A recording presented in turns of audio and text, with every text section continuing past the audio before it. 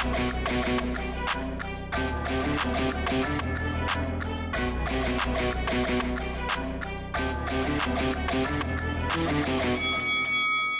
guys, welcome to Boxing Squared for boxing news and views from around the internet. And another heavyweight news and notes mashup video today, starting with Eddie Hearn defending the Middle East being on the table for the Oleksandr Uysk and Anthony Joshua rematch, saying, I always have to take the criticism when we go somewhere like the Middle East. You're taking the fight, people say, away from the fans. But this is prize fighting. This is the most dangerous, brutal sport you could ever imagine. If I can generate 3-4 times the payday for a fighter than I could here, one, I would have no choice. I would have no say. Do you think when I say to Oleksandr Uysk, you can make X to fight in London or 4X to fight somewhere else, what do you think he's going to say? It's prize fighting. Eddie Hearn there with comments regarding criticism he's faced regarding the Middle East, specifically Saudi Arabia being an option, being on the table for the rematch between Usyk and Joshua. So he is promoting that rematch. His man, Anthony Joshua, looking to get back his titles off the current unified champion, Oleksandr Uysk. And what he's discussing there was the realities of the sport, which is driven by money. Legacy is often talked about, but often that goes hand in hand with money. Sometimes there's a veneer sort of we're doing this for legacy purposes, but at the end of the day, if they can take the bag, a much bigger bag somewhere else, they will. And that's just a reality. Meanwhile, of the rematch with Oleksandr Uysk, Anthony Joshua is going for a knockout, saying the goal now, and he was talking to The Sun, is to go back to basics and go for the knockout. I always feel when I'm sparring or fighting people, I actually see their spirit get dampened.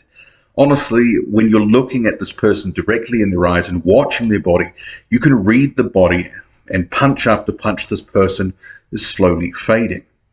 Now, when you're boxing, the art of boxing is to hit and not get hit. So you're kind of boxing to stay away. That's not really my style. My style is to be up close and personal and make it difficult for the person. So that's the game plan. Anthony Joshua's statement there. Is his game plan to be up close? He's not really a noted inside fighter. Generally, earlier in his career, he sort of more operated from mid-range. As he sort of boxed against Andy Ruiz Jr. in their rematch, he was from the outside, and he tried a bit of a hybrid style of that against Kubrat Pulev, ultimately stopping Pulev in, 9 rounds or so. But certainly read the situation wrong in trying to outbox a master boxer in Oleksandr Uysk in that first fight. And I think most people agree that was the wrong strategy, and people didn't expect to see him trying to do that so much, that he would try to be a bit more aggressive. And certainly that is one thing that people have been talking about for the rematch. Be the big man, try to be more aggressive, try to really hurt Usyk. And even Usyk has acknowledged that some of the punches that he took, they did hurt and they did make an impact. But obviously there just wasn't enough of them for Joshua to really make a difference in that fight to try and get Usyk out of there. Can he change his style and be more aggressive? And I guess the thing that most people will probably be thinking now is, well, that change in style, what impact will that have in terms of his defense and other elements? Because he's going to have a bit more risk in there and potentially likely to be hit a bit more by Usyk. And if Joshua is really going for the knockout, he'll probably expend some energy. How's he going to manage the gas tank? And that's always a question with Joshua when he's throwing volume, because he's pretty muscled and he does gas quickly. We've seen that before. Anyway, moving on. So Oleksandr Usyk's manager, Igor Klimas, has discussed the possibility of a fight in the future with Canelo Alvarez. So Alvarez facing Dmitry Bivol this weekend, and there has been discussion that he could potentially move up to 201 pounds. And Eddie Hearn has talked about, well, that could be something that could be lined up. Noting, though, that this fight that Usyk's got with Joshua is his last fight on his matchroom deal, so he'd be a free agent. And Eddie Hearn is promoting Canelo Alvarez for a couple of fights. So there's no guarantee it could obviously be with Hearn, but it could be. Who knows if that was to ever eventuate. But I would see Usyk going in as a heavy favourite. But Igor Klimas says that Usyk would be willing to come back down to cruiserweight or fight him at 201 pounds. And I think that, for me, that would be just a step too far for Canelo Alvarez. As it is, I think, previously discussed on this channel, if he was to ever, or it might have been Patreon actually, if he was to ever move up to heavyweight, he'd have to packing off someone a la Roy Jones versus John Ruiz. It'd have to be that sort of situation. At this point, that guy would be someone like a Trevor Bryan. And I'm sure Trevor Bryan would absolutely love that opportunity. But Oleksandr Uysk, I think he's got too much for someone like a Canelo Alvarez, much bigger. And I just think he's more skilled, and he's got the gas tank to keep Canelo at bay. What do you make of that anyway? I'm not sure it's going to happen. And some people will say, well, hang on, Usyk's got to get past Anthony Joshua. That's not a given. And I think we do have to say, Joshua is a real threat. He's a big puncher. And he's certainly in that rematch with Oleksandr Uysk if he can turn some things around and fight a different style with more aggression. If he catches Uysk with something, he could potentially stop him. But at this point, Uysk goes into that fight a favourite. So talk of Canelo, a little bit premature, but interesting to think about. But I do think Uysk all day in that one.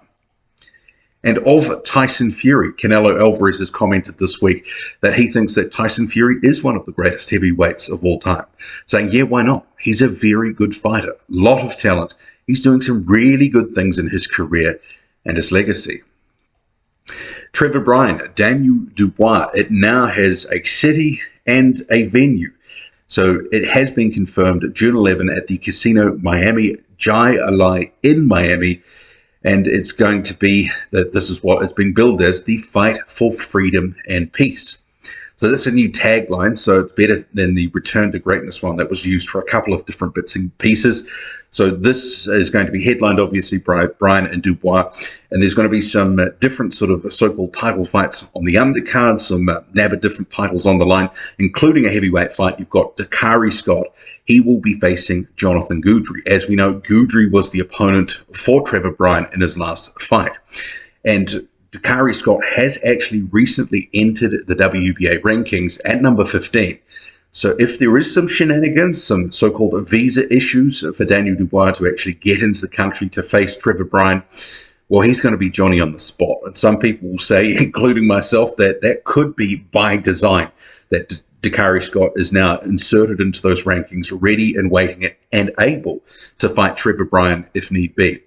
And given the past couple of years with the situation which happened with Mahmoud Shah, it wouldn't surprise me in the slightest. I was going to do a video on all this, but given that we've now got a venue and other bits and pieces, I thought, well, I'll just mention it here. But of a couple of other things related to that fight. So Trevor Bryan upping his trash talk. So you can see here, this is a clip that he's posted to Instagram. So he is saying, this how you look without all that Photoshop. Bum. And a whole bunch of hashtags and Trevor Bryan trash talking in the clip on the right-hand side. And that's Daniel Dubois' sister, Caroline Dubois, who actually boxes as a professional, was at the Olympics last year. Obviously, they do look a little bit similar because they are siblings. But yeah, the trash talk game, not strong with this post, but hopefully he can up that. But I did think in this post, see here on screen, Trevor Bryan does actually look like he's getting himself in better condition. He's been in the high 260s for his past couple of fights. Too much for a guy who's, 6'4", 6'3", somewhere there or thereabouts. He's looked, out of shape and just not in the best of condition. And especially as he gets up in the division to fight some actual names, he needs to be in better condition, certainly for this fight.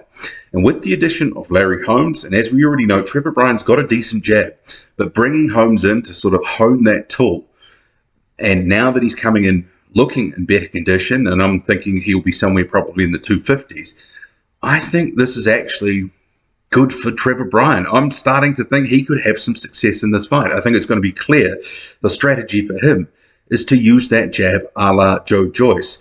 Use a little bit of movement, try to use his reach, use that jab, and try to just blunt Daniel Dubois, as we've seen so successfully done by Joe Joyce in the past.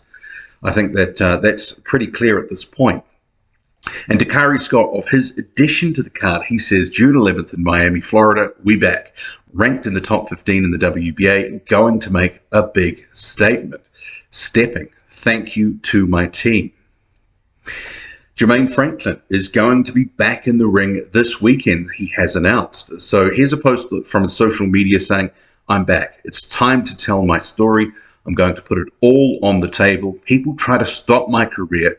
but I'm back. May 7, I will be 21-0. Playtime is over. And he's also accompanied this post with a little video here, which I'll play.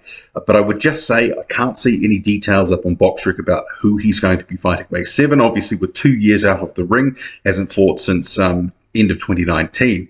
It's just going to be a tune-up just for some activity. So here's the clip.